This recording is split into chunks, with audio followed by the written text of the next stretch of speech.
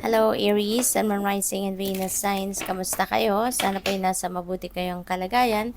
Welcome back po sa Star Tarot. At kung bago kayo rito, welcome din po kayo. Please subscribe, like, share my videos, and leave me a comment po kung naka-resonate kayo. Thank you. So, pauna mensahe po ninyo would be for your general life.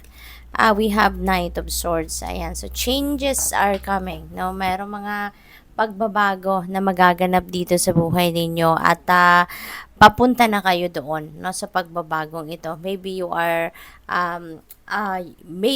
have started already. Baka nagsimula na kayong mag-take action towards that change. Baka ginagawa na ninyo ng paraan sa ngayon, or maybe you are doing things na para mapaghandaan, no, yung pagsisimula ng pagbabago. So pwedeng may ganong ganap din, no. So this is going to be a fast pacing change, no. So parang magmamadali kayo rito sa pagbabagong ito. Pwede kasi na matagal na ninyo tong gustong gawin, pero for whatever reason hindi ninyo nagawa, pero ngayon, no, handang-handa na kayo sa pagbabagong ito, kaya nagmamadali na kayo. Maaaring nandito na yung opportunity then that can support you sa pagbabagong ito, kaya you want to take advantage of that right away. So yung next message ninyo is for money, career, and finances, and we have King of Swords. Ayan. So baka yung isa sa mga areas na gagawa kayo ng pagbabago is baka sa trabaho. Baka gusto mong baguhin ngayon yung approach, no, ninyo sa paghawak ng inyong pera, pagmamanage ng inyong trabaho, ng inyong karera, ng inyong negosyo, yung mga ganun ba. So siguro you are going to change how you manage, no, your money, career, and finances sa ngayon. Baka yun ang gagawin ninyo.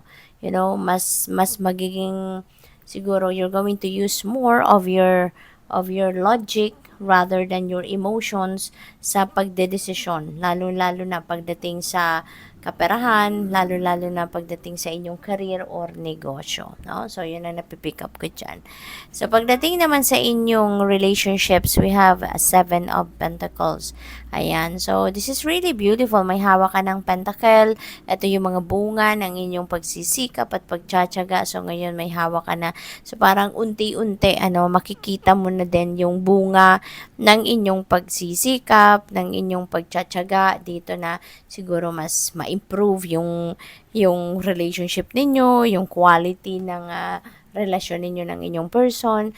So, siguro all the efforts na ginagawa ninyo para mas lalong maging matibay, at ang inyong relasyon, at mas lalo kayong maging malapit sa isa't isa, mas mapalakas yung pagmamahalan mo at ng inyong person. Siguro lahat ng effort na ginagawa mo is paying off na sa ngayon, kasi po pwede na nire-reciprocate na, ayan, ng person mo kung ano man ang mga ginagawa mong pag-aalaga sa kanya, yung pinapakita mong pagmamahal sa kanya. So feeling ko dito reciprocated, no, kung ano man ang effort na ginagawa mo, or baka na nare-recognize ng person mo yung effort na ginagawa mo, no? Mas siguro na-appreciate niya yung mga ginagawa mo. So good luck sa'yo. So kuha tayo ng clarifiers dito, and before that, maraming salamat muna for subscribing, and if you haven't subscribed yet, subscribe na po kayo. Thank you. And also tap the bell po para ma-notify kayo, no, pag meron tayong upload, and everyday naman po ako nag-upload. Thank you. So and also may join button po sa baba ng video, no, kung interesado po kayo na mag-member, no, sa channel. So we have Seven of Wands. Ayan. So, Seven of Wands, meron ditong siguro sitwasyon wherein kailangan mo dito na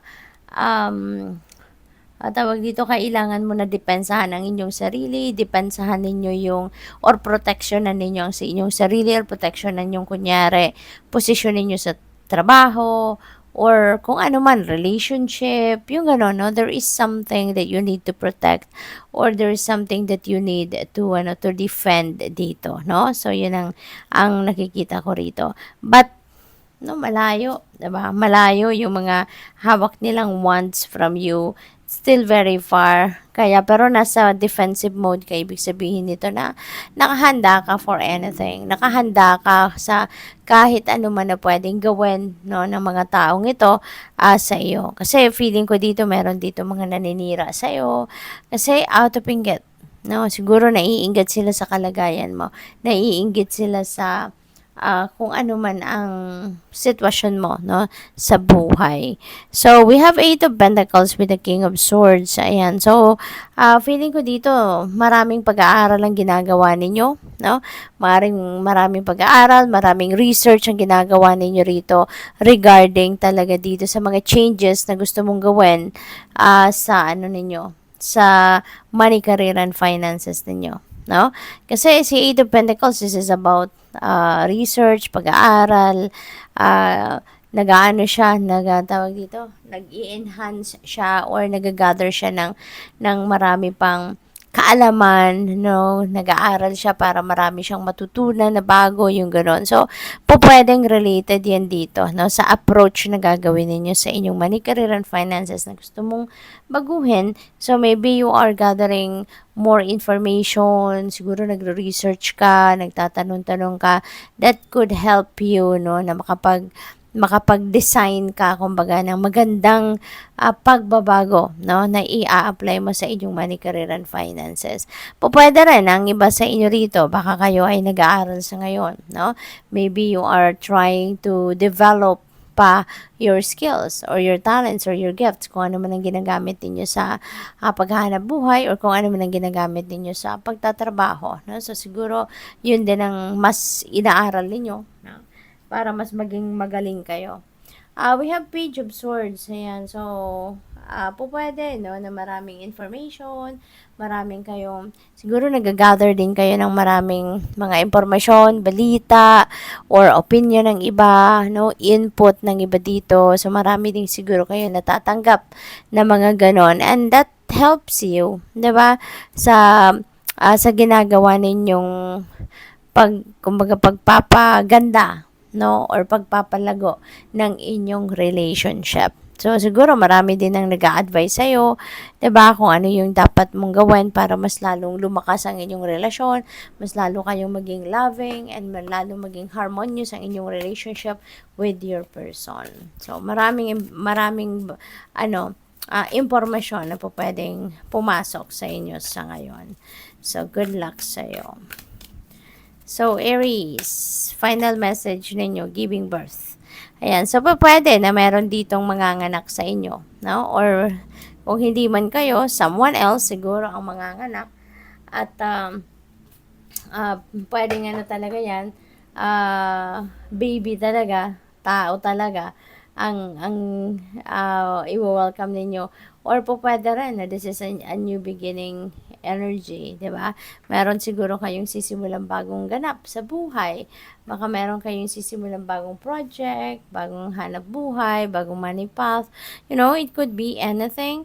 Or pwedeng yung changes kasi, 'di ba, merong mangyayaring pagbabago sa buhay niyo, lalo-lalo na pagdating siguro sa inyong money, career, and finances. So baka yun yung new beginning na nagagawin ninyo rito, no, or papasukin ninyo. So good luck. Thank you for watching Love and Light. Namaste.